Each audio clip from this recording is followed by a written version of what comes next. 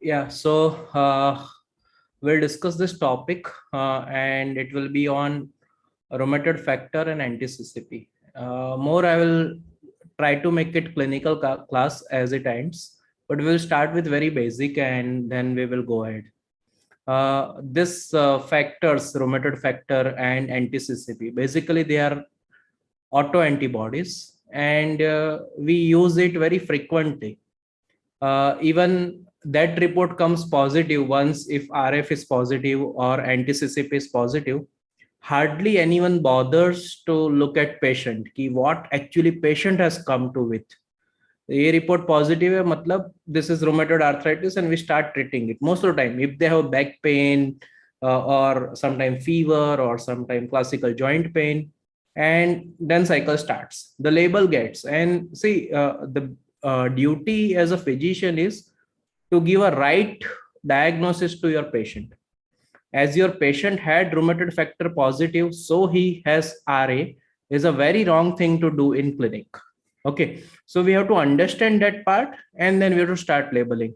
So at the end of class, I have kept around 10 cases. So we'll be discussing in a scenario based discussion. But before that, let's try to know a very basic of this, how this antibody actually came in the picture, came in the market and came in the clinical practice. Okay, I used the word market because actually it is market. If you really see the practice, sadly, it is like that. Okay, but we will see that how we can learn, have insight, and how we can actually adapt to the market. Okay, fine. So if we see the very basic diagram, this may look complicated at present, but as a rule of my every starting of class, we are not here to remember everything. We are here to understand things. Remembering part will come for MCQ. I know that, but still at present, keep it very cool and just try to understand what is happening. Now I have a very basic question for you. You can write down in your mobile or maybe you can write down in your with pen, pencil, whatever you have. Okay. If I ask you a question, where does the rheumatoid arthritis start? Okay. You will have some answer, right? So just write it down. So now basically what happens is, see, every disease has one genetic factor. Most of the disease, I will say, right? So someone will say that what is the genetic factor in infectious disease? See, the outcome of infectious disease is a genetic factor. How the host is, it depends on that. You have some polymorphism, your COVID will be severe. If you do not have those polymorphism, your COVID will be different. And there were a lot of analysis, and it came that interferon genes and its mutations were changing the clinical course of COVID. So it is simple that with same virus, why people had different outcome. So there is definitely going to be a genetic background on that the diseases are going to manifest.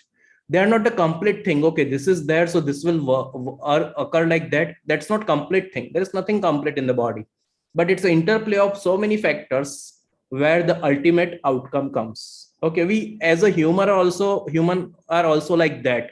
So many factors, our teachers, our friends, and the influences what we have, and the something comes out as us or as I or as you, right? So disease is also something like that. So there is a genetic susceptibility through few mutation like HLA-DR, PTPN22, PADI4, and then there are certain environmental factor like smoking, pathogen, and all. This all interacts. Now, where do they interact? We come into exposure of environment either through taking air, right? So the oral cavity, nasal cavity, and then oropharynx and the lungs, or while taking food and all, that's the total gut and our skin, right? So that's how I'm interacting with environment. So how bad the air is, how the smoking is happening, what I am eating, everything matters for that susceptibility to environmental interaction. So where does the RA start? It starts at mucosal surfaces. That's the answer. Then it manifests to the joint. So joint, where when the RA comes at the joint, sometimes like I talk to my patients and they also ask you, okay, this is the early stage of rheumatoid, right? And we tell, yes, you have only 5 joints involved or you have just arthralgia. So it is just early stage. But actually I'm talking in 5-10 years. That disease started at that point. Now it has manifested clinically. So Where patient has report positive but do not have disease, it can be labeled as a preclinical. Now, the confusion or the screwing part of here is we really do not know which preclinical will develop clinical and when they will develop. So the area of research is very open to that, and things are happening as we are understanding the things. And I know that the class was RFCCP and I'm talking too much right now, right? But this is, I'm just setting a background that how the processes work, and after that it will become easy and relevant, I think it will say. So at this mucosal surfaces some protein modification happens, and then we start making or activating our immunity, first innate and then the adaptive. In that process our antigen gets modified, and then body makes antibody against that, and it is termed auto antibody, right? So this auto antibodies at least helps.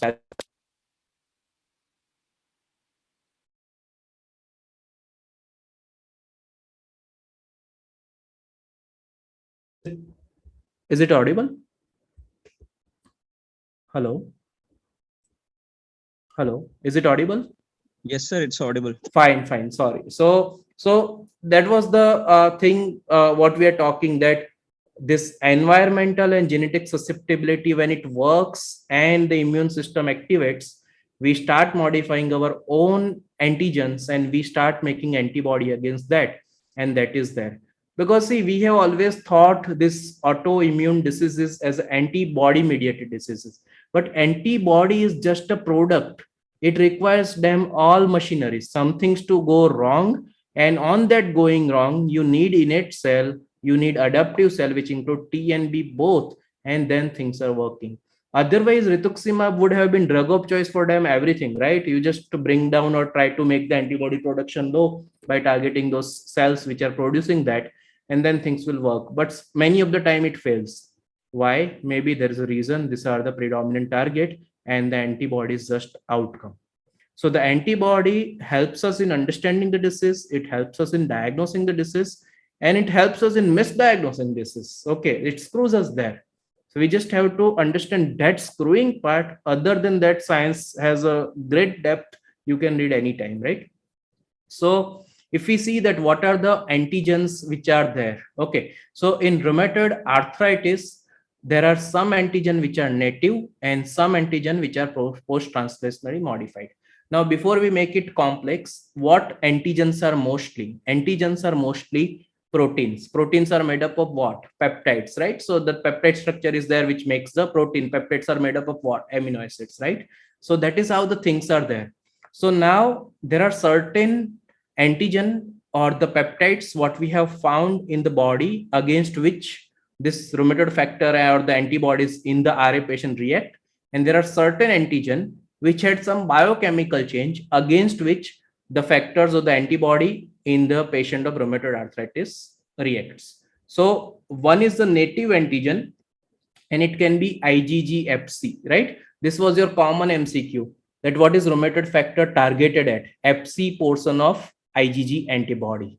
Along with that, there can be other protein targets. See, the antibody itself is a protein. In that, there is a portion Y we imagine, right? So the Y part is Fab portion.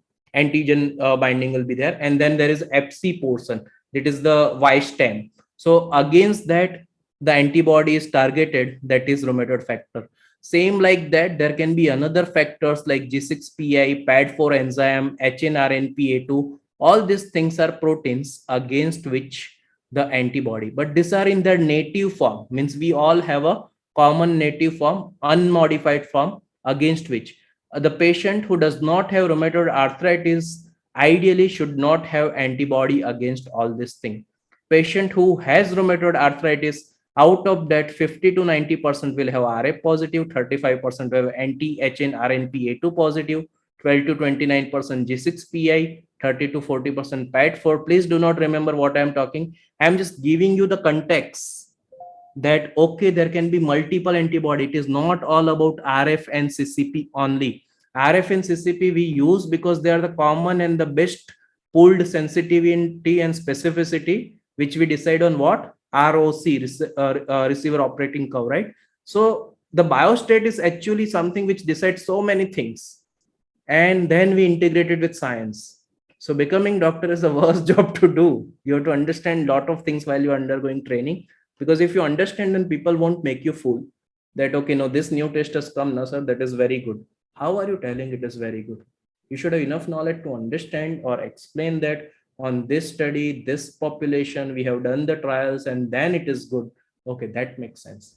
So now there are certain changes in the protein like citrullination, carbamylation, and MADX. So this anti-citrullinated antibody or anti-CCP antibody, anti-cyclic citrullinated peptide, right? So that will understand how that picture comes. So the citrullation can happen in the native structure of the protein of vimentin, fibronectin, actin. There is a huge list. Same kind of citrullation change. Another thing can happen as a carbamylation, which also can have few proteins and against which antibodies are getting produced, and this adducts also can be formed.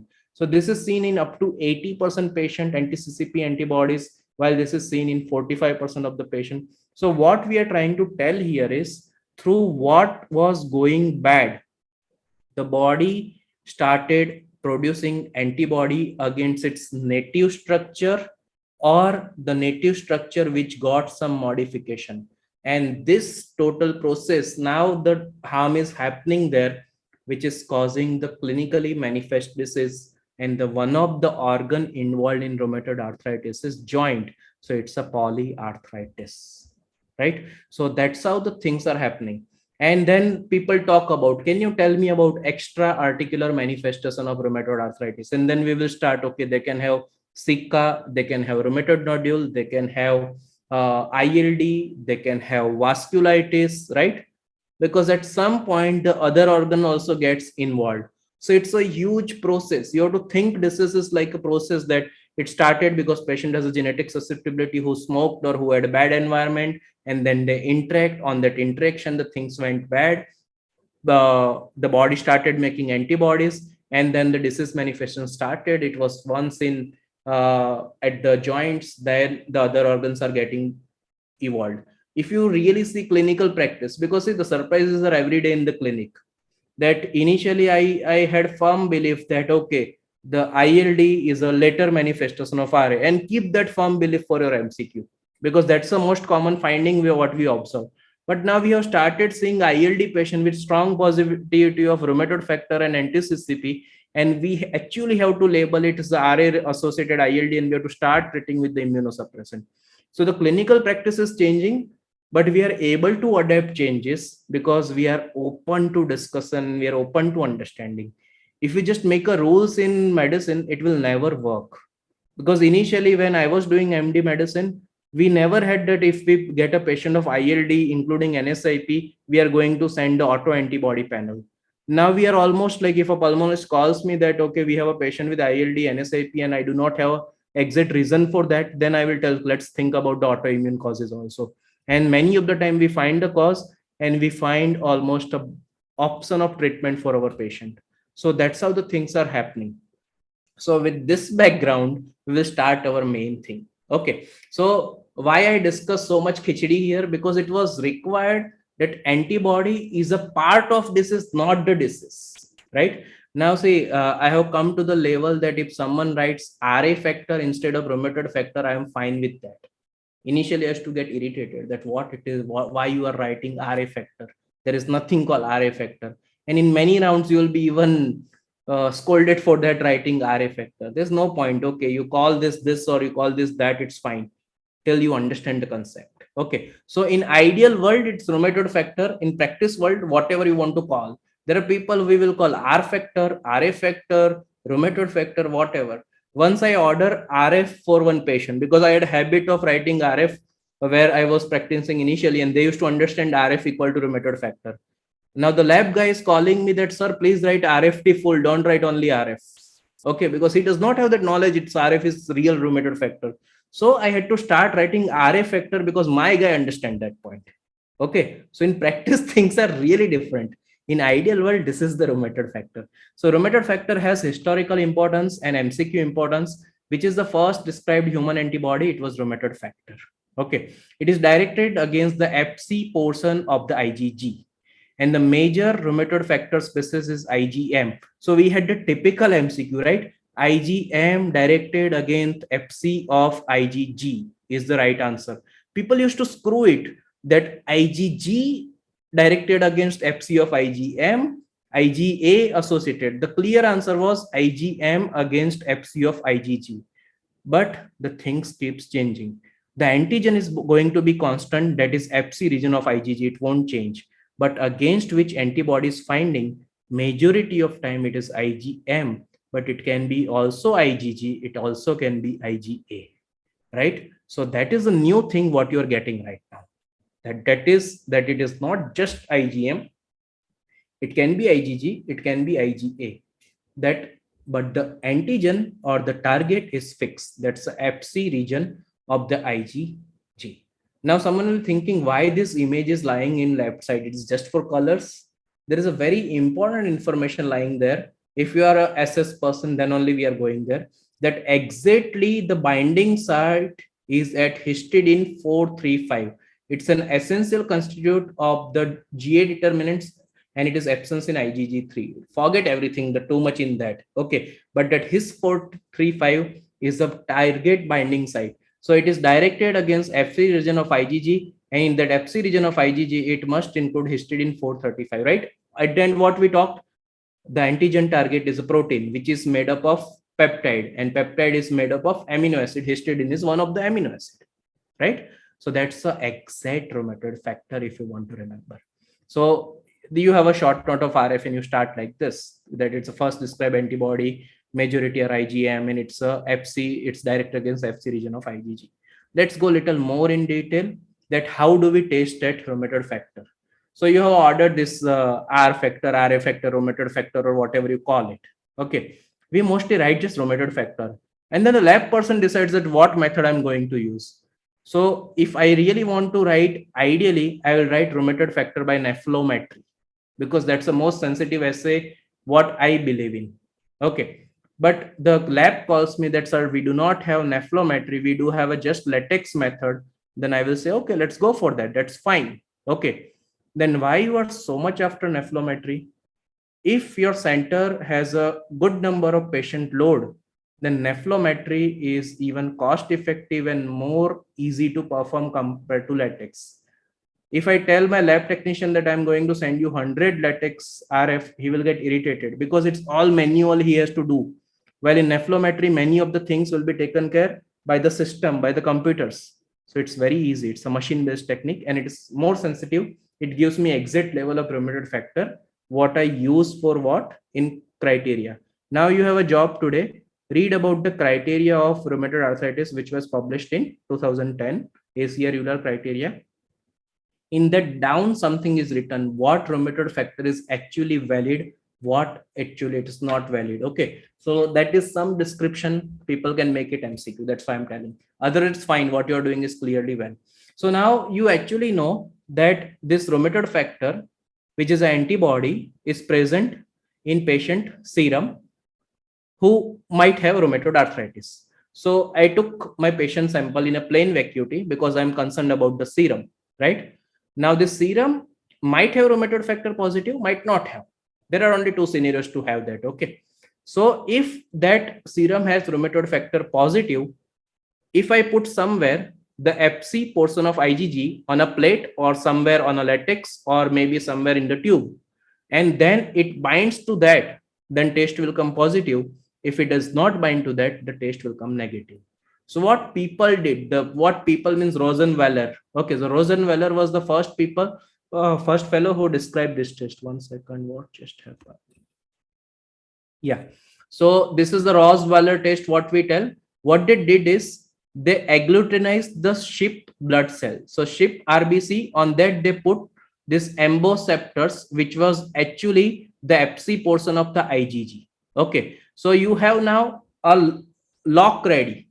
Suppose a patient has antibody against that lock, it will bind to that, and then there will be the latex formation, and you will be able to see the latex agglutination with your naked eyes. So that's the latex agglutination. Then someone thought that why we are using this ship RBC, instead of ship RBC, let's use the latex. So they change it to latex bid and it becomes the latex agglutination assay. Then after that, they told that forget everything about this having RBC, latex, and all things. Let's get directly this FC portion of IgG and put it on a plate or somewhere. And then the next test is like radio immunoassay, enzyme link ELISA, and the nephelometry came in the picture, right? So the first thing, what is rheumatoid factor? It's a first antibody against FCC, FC region of the IgG. It can be IgM, IgG, or IgA, and it can be tested by the method like nephelometry, radioimmunoassay, ELISA, and latex. The first test described was by using the SHIP RBC by Rosenweiler, who started. So what are the methods to test rheumatoid factor? These are the methods to test rheumatoid factor. It's kind of a theory question I'm preparing you for, even though I don't want to. I just wanted to understand subject and enjoy it. You can write theory, it's fine. Okay. So now the very important point, which are the condition where the rheumatoid factor can be elevated, right? There are so many, and there are so many which are false positive. So if I label on positive RF everyone rheumatoid arthritis, it is going to screw a lot of people. So normal immune response, in majority of infection, it can come positive. You have criteria of infective endocarditis, which is that criteria. And if you see the criteria in that minor criteria, one of the criteria is positive rheumatoid factor, right? It's an infection. It does not diagnose RA even, but it is there. It can be present in 10 to 15% of healthy individuals. It can be present in RA, obviously, yes. It can be present in primary Sjogren syndrome. It can be present in SLE. It can be present in MCTD. It can be present in mixed cryoglobulinemia.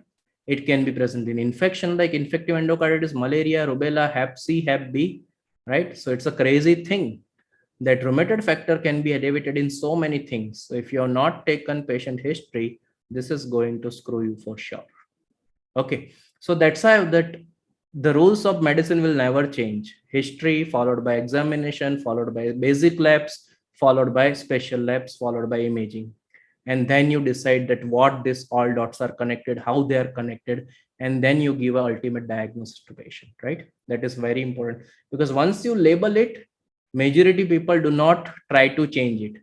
I get so many patients who are labeled RA, or sometimes I'll say mislabeled RA, but I really have to think 5 times that can I remove that diagnosis, because the person who has seen himself or herself was a doctor, right? Intellectual fellow. So why or how he would have made that mistake? Sometimes it is even foolish to think that as a specialist that other people are doing mistake, right? So it becomes so difficult. And that's why if we collectively do well, I think there are good chances. Okay. So what is physiological RF and what is pathological RF? I'm not going into detail. We are not going to remember anything here, but we are just trying to understand that why in infection RF is positive.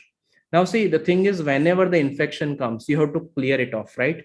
To clear the infection, you will have specific antibodies and you will have non-specific antibodies. How does this antibody really help in clearing out infection? By attacking the infective organism, or by activating the complement system, which helps in more and more activation of immune system, and things keeps working. So for that reason, you can have that physiological rheumatoid factor positivity. Because what is rheumatoid factor? Ultimately, rheumatoid factor is also an antibody. In infection scenario, it's a non-specific antibody. In pathological rheumatoid arthritis scenario, it is little pathological antibody. So if I have a patient serum which is RF positive, can I really determine whether this is physiological one or whether this is pathological one? Yeah, there are methods to do that, right? But the basic things are, if there is a low titer, low affinity, polyreactive antibody, which has low ratio of replacement to silent mutation to the CDR, it is physiological. We are not going to understand what they are telling, but there are methods to differentiate it. More important to understand is a rheumatoid factor is an immune response in majority of infection. When infection is taken care, it clears out. When you treat infective endocarditis, you repeat the rheumatoid factor, it clears out. In rheumatoid arthritis, it's a pathological response. Even though patient improves, sometimes the rheumatoid factor titer remains same. And let me tell you a very clear thing. We never treat rheumatoid arthritis by monitoring the rheumatoid factor levels. We just see patient tender joint count, swollen joint count, what is the improvement of patient global VAS, and what is a CRP level or ESR level, right? You have dash 20 ESR, dash 20 CRP and all things. You do not have dash 28 RF or dash 28 CCP. It does not help there to monitor the level. And there are patients who are crazy, right? That sir, pehle rheumatoid factor was positive. After your treatment, still it is positive. Though I am 100% better, but you have not treated me well because my RF is positive, right? So that's the point.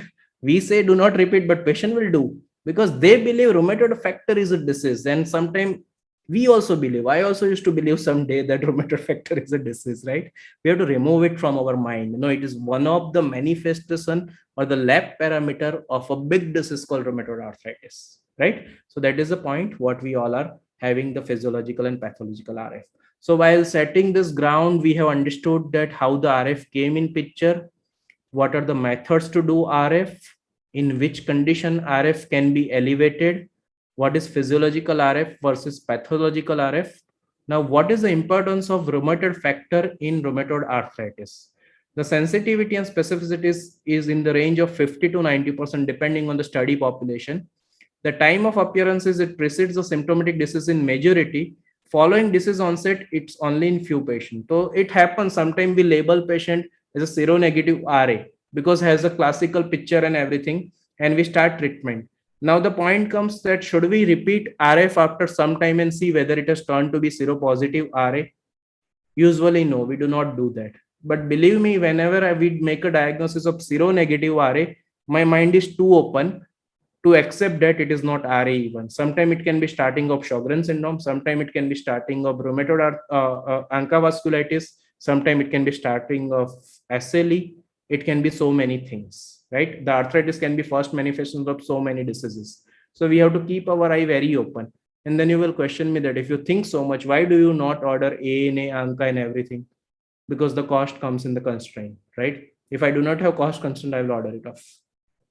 If my clinical pretest probability is high that this is behaving like this, then I will order it off. Okay. And sometime in rheumatology, the investigation hardly changes my management. And that took a lot of time for me to understand that it does not help. My patient and basic report only helps me to treat the patient. Okay. So the importance of serotype. You order RF. Do you really tell that do IgM RF? We do not tell. When you tell order RF, it is accepted that you are ordering IgM RF. If you want to specifically order IgA or something, you have to tell it. If you order, the specificity is high, I will say do not order it. Okay. Because you will realize at the end of the day that I don't have need to be so specific that this is positive, so this is likely.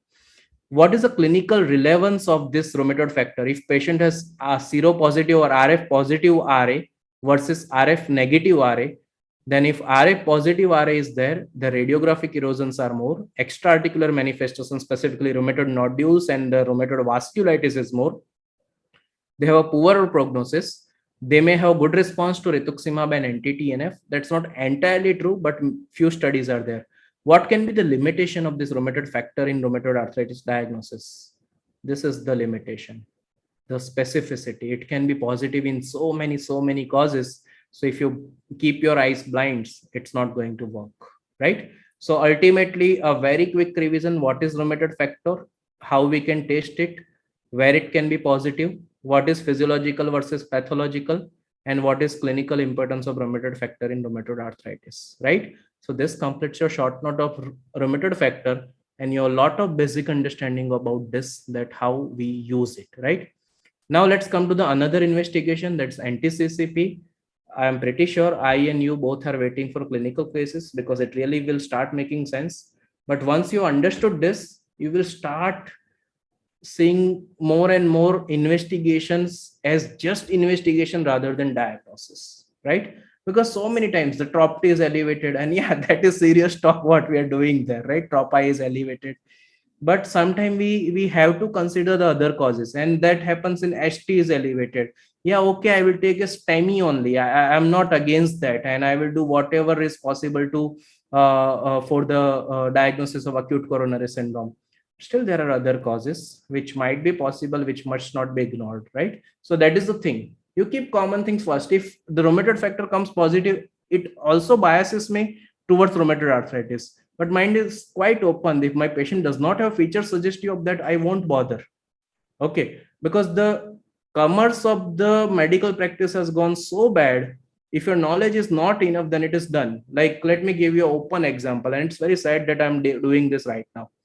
That if I tell my lab person that by chance, if anyone orders rheumatoid factor, any general practitioner, anyone or patient comes, give it borderline positive because it will fetch a reference to rheumatologist, right?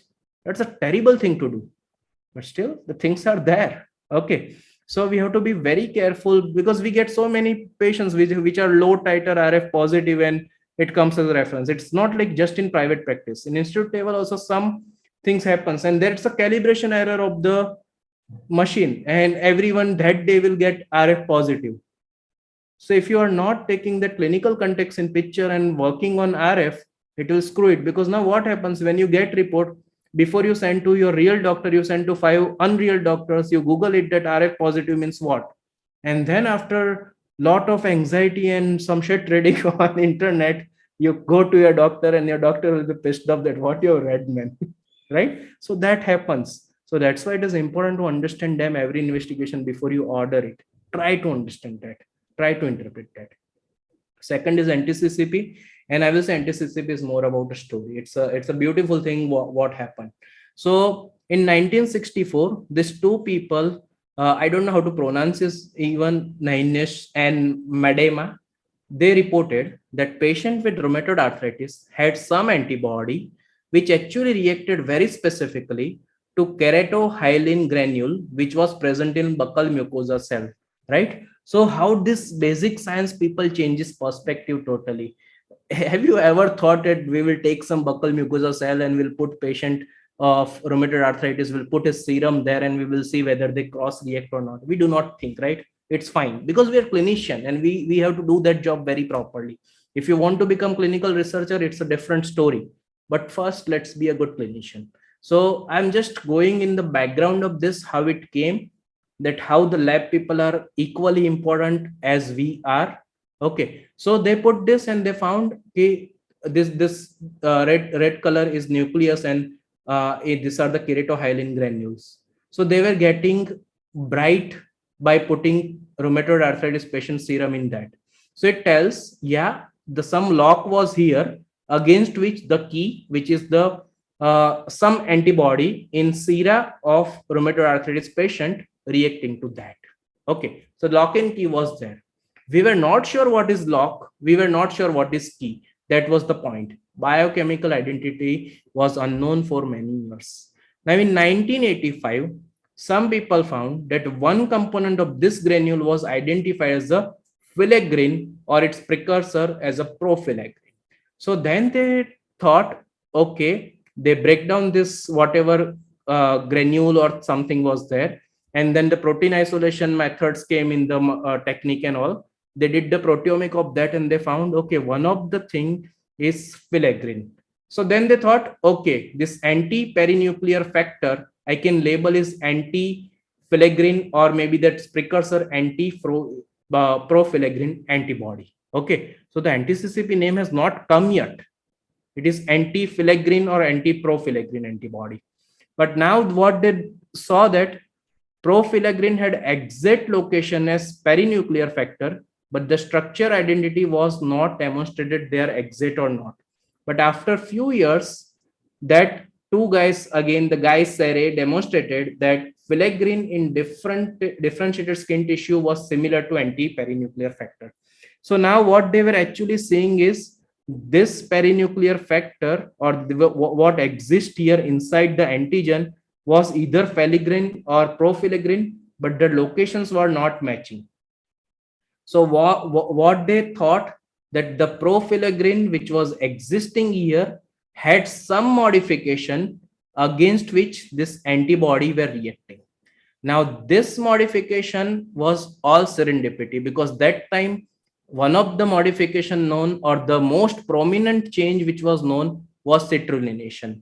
That if you do the arginine citrullinatation from the profilaggrin, it becomes the filaggrin, and then the method or the biochemical change which was known was a citrullinatation. So it becomes anti-citrulination peptide antibody. It's called ACPA, anti-citrulination peptide antibody. So antibody is against what? Citrullinated peptide, not citrulline. It is against citrullinated peptide. So this was the all basic going on, and then they realized, okay, this is anti-citrullinated peptide antibody. So they made this antibody. See now what you imagine in rheumatoid factor, the IG like Fc portion of IgG is the antigenic target. For anti CCP or ACP antibody, it's a citrullinated filaggrin, which was the target of that antibody, right? So they put this citrullinated filaggrin and they tried to test. That was the first test done as an anti CP antibody, and they found it is quite specific, but sensitivity was low. Means they are telling the lock and key fitting is not that great. So then they what they did, they made it cyclic. The linear chain, they made it cyclic, and that was the first generation anti CCP came in picture. Now when they made it cyclic, the sensitivity was increased to near 68% and specificity was 68. Now the things comes that when it was straight, the sensitivity was low. When it became circle, the sensitivity increased. What happens in this circling? So when actually you make a circle, you make a beta turn of the peptide, and that is a natural form most of the time. Now, see, you remember your things that you have opened the lock so many times with the key, right? So if your lock by somehow is damaged, it is so difficult to open, but you get it repaired and it is in exact form, then your key will fit properly. So this is how the anti-cyclic citrullinated peptide antibody came in picture. So why that cyclic term is there also has the science behind that, right? So sometimes we think here we are learning so much of depth. Does it really help? I don't know. It's just intellectual satisfaction. It helps that we know this much. Why it is cyclic, why it is not there, right? So the first generation ELISA was CCP1, which was filaggrin cyclic peptide. Then they decided, or then they understood filaggrin is not the only world of rheumatoid arthritis. So they took so many proteins, the 12 million peptide of the synovial fluid, and then they selected best citronate peptide and they incorporated test. It is called CCP2, which is what you are ordering. When you order anti-CCP, you are ordering anti-CCP2 in the world. Okay, so since 2002, it came into the market. There is CCP3 also, which is more in the research practice rather than the clinical practice at present. Okay, so this is how the test evolves. But now the question comes, why I should know all this thing? Because of some MCQ and some understanding.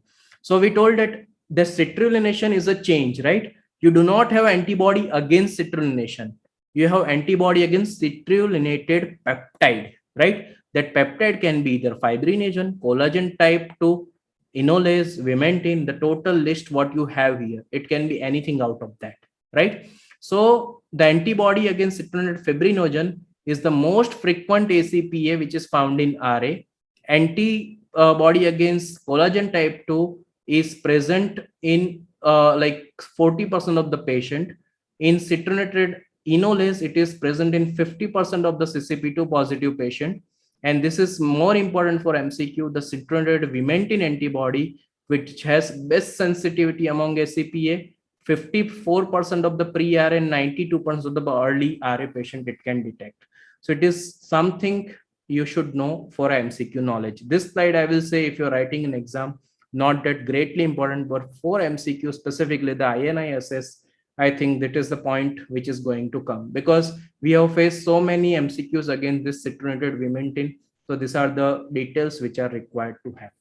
Now, as a clinician, how does the anti-CCP matter? We had this rheumatoid factor, right? If you have rheumatoid factor, more chance of erosion, more chance of extra-articular disease activity, poor prognosis and good response to anti-TNF and rituximab. Anti-CCP, it is definitely more specific. 98% specificity you achieve with anti-CCP. So the false positive to anti-CCPs are not very high compared to RF.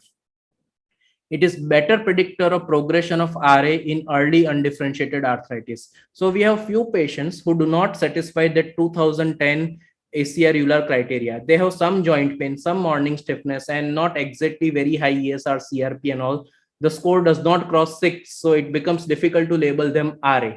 Okay, but if those patients who do not satisfy score has anti-CCP positivity, the chance of progressions to RA is 90% compared to negative anti-CCP, which is just 25%. So it's a predictor. In a early case, ordering anti-CCP makes you more clinically confident. Okay, this is one patient, I am going to be very careful on this, right? 30 to 60% are CCP positive before clinical RA, so it's a pre-test. ACP positive status is associated with more erosive disease and risk of ischemic heart disease, and it can vary over the time and may disappear in few individuals. The anti-CCP disappears, but the disease do not disappear, right? You cannot do that here. In infectious disease, yeah, many of the times you can do that okay, now your cultures are negative, you are free of candidemia, you are free of staphylococcus bacteremia. But in rheumatoid arthritis, anti-CCP was one of the part, not the disease, right? So these are the two antibodies which will keep helping you in clinical practice if you know that how it works. So now we really go for that to relate your clinical scenarios. Before that, what are the other causes of anti-CCP positivity? It can be present in some SLE and primary Sjogren patient, because you see some lupus patient who has alopecia, malaria, and then mucosal ulcer, and we are classically taught that lupus patient will have non-deforming arthritis, but they will have like this deforming arthritis. It's a combination of lupus plus RA, and we also call it rupus. RA plus lupus equal to rupus, right? So that kind of thing. In some patient of psoriatic arthritis, it can be present. Now, surprise to you, it can be present in alpha-1 antitrypsin deficiency disease, COPD patient, active TB patient. Okay. Now, a very important point. Hepatitis C can exactly mimic Sjogren syndrome or rheumatoid arthritis. Hepatitis C can have very high titer of rheumatoid factor positivity, but it will not have anti-CCP positivity. That's damn helpful there. Okay, so that is one point. I really think that RF-CCP discrepancy, a clinical pointer can be here. So for your RF positivity, you had so many causes. Here you have few important causes in the picture. But see, all things now, do you order anti-CCP in COPD? No, come on, right? You do not order in alpha-1 antitrypsin deficiency. Hardly we see one case in 2-3 years, right? So that's the thing. You do not order it. If I get a patient of psoriatic arthritis, I do not order anti-CCP. This is something on a research base we studied, and we have a data of that. That does not mean tomorrow I go to clinic and start ordering anti-CCP for every damn lupus patient or every damn TB patient. That's what we have to keep remembering, and that's why we need someone to tell us that when you are reading it, you interpret this in clinical practice like that.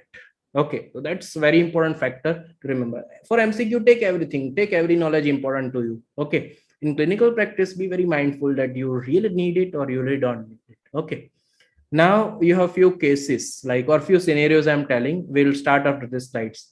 So there was an IPL match, and there was one laboratory XYZ who were offering that on buying a ticket, you can get anti-CCP test done. It became positive. What you will do?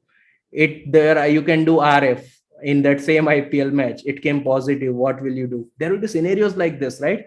Because you see the advertisement that on Sunday the laboratory test will be done at a discount of 50%.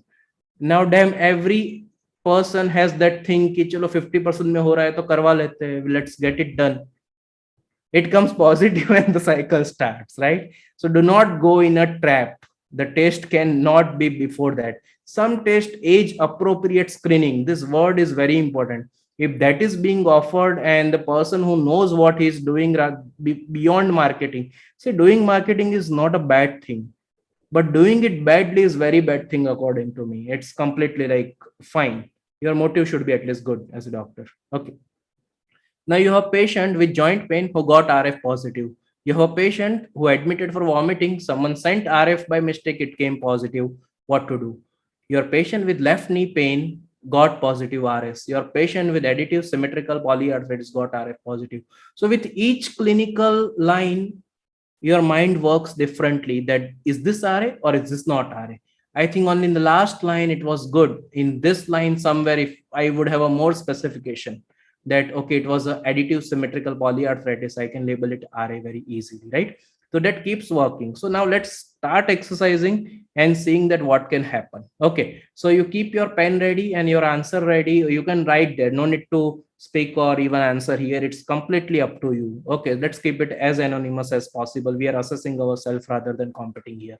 Okay, so I have a patient who is a 32-year-old female, and these are the hands. Do you think it is rheumatoid arthritis? You have to just write yes or no in your paper. Okay. So now let me give you more detail about this lady. This lady has a joint pain since 6 years, which started in the left knee joint. Then the right knee joint got involved. Then there was involvement of all these other joints. And she also tells that morning the stiffness is around 90 to 120 minutes when she wakes up. And then slowly when she starts work and all, the pain comes down. The deformities what are there are not correctable, it stays like that only. She also has manifestation of dryness of mouth. In family history, her mother had hypothyroidism. Her CBC is hemoglobin 10, total count 13,000, platelet of 492,000. CRP was elevated, rheumatoid factor was positive. Do you think it is RA? You already answered that, right? So yeah, it is obviously RA. It's additive symmetrical inflammatory polyarthritis. High platelet, high CRP are clue. Even high total count is a clue, and this can be anemia of chronic disease if we get a proper detail. This is a classical case of rheumatoid arthritis we can see here. Now just tell me, if I would have even missed the rheumatoid factor, your diagnosis will change or not? Will not change, right? Now, do you want to order Ntcp in this case? Why? It has been already diagnosed. The things are done. If Ntcp is positive, you said that risk of IHD will be high, right? Can I stop it?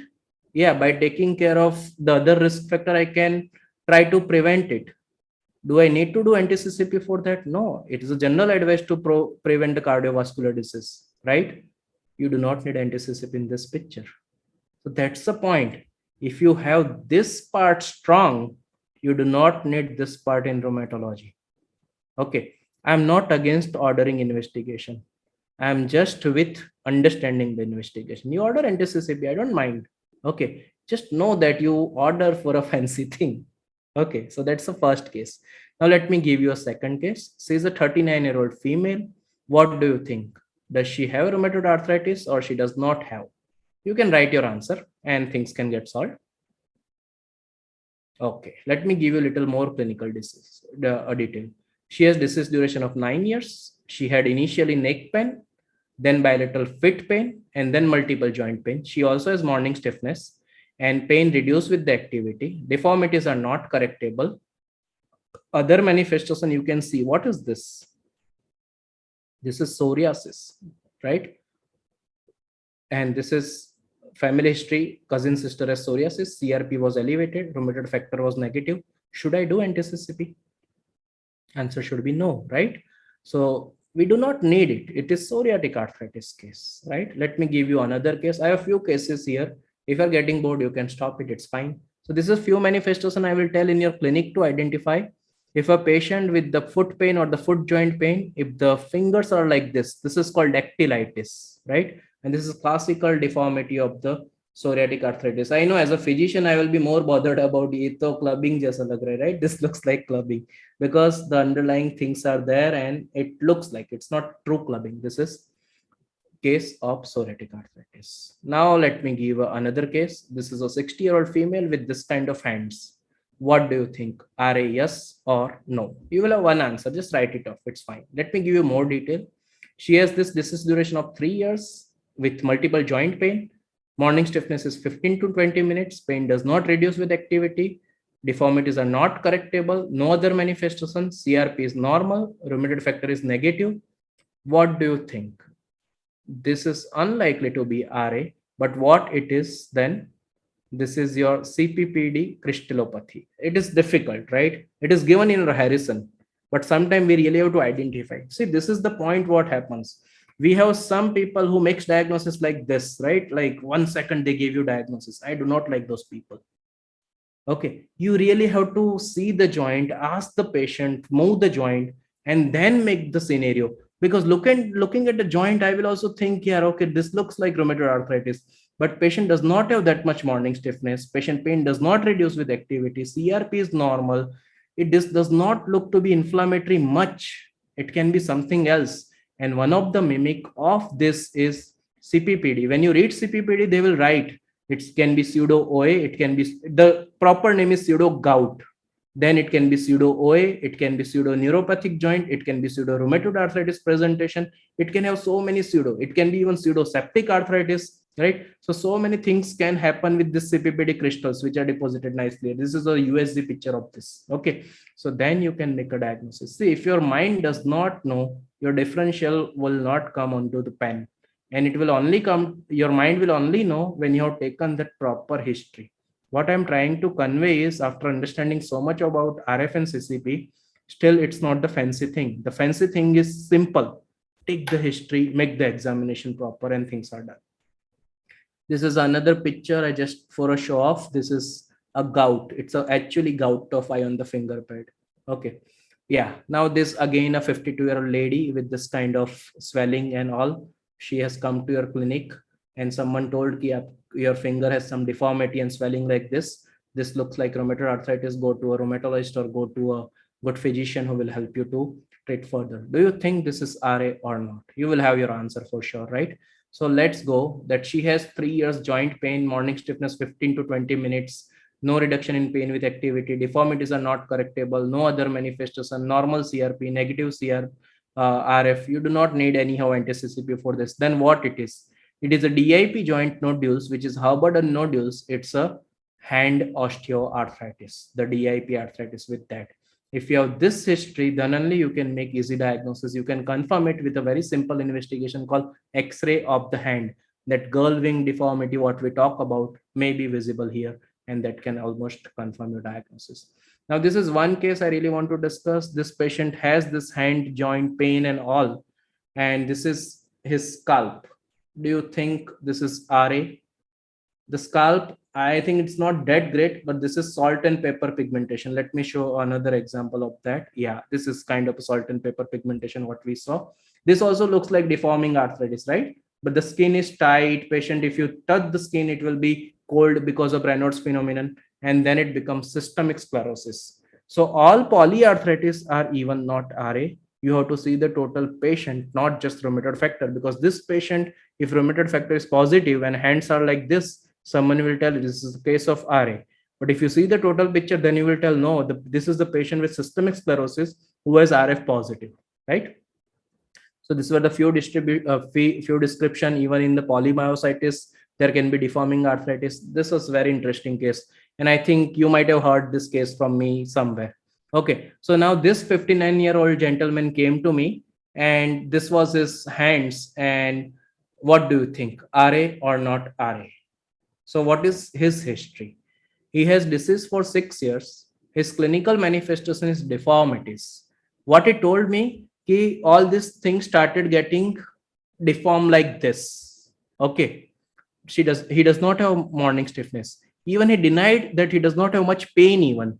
Deformities were not correctable. He did not have other manifestation, no comorbidity. He was receiving steroid plus methotrexate for last 5 years because this looks like RA. CRP was always normal. He never told he has much pain and morning stiffness, but looking at this, damn, everyone can get biased. Ye to RA hai, this is RA, right? So this was not case of RA. It's a contracture. You can see here, right? So sometime taking history, this patient is still under my follow-up more than 1 year. The same day I stopped it.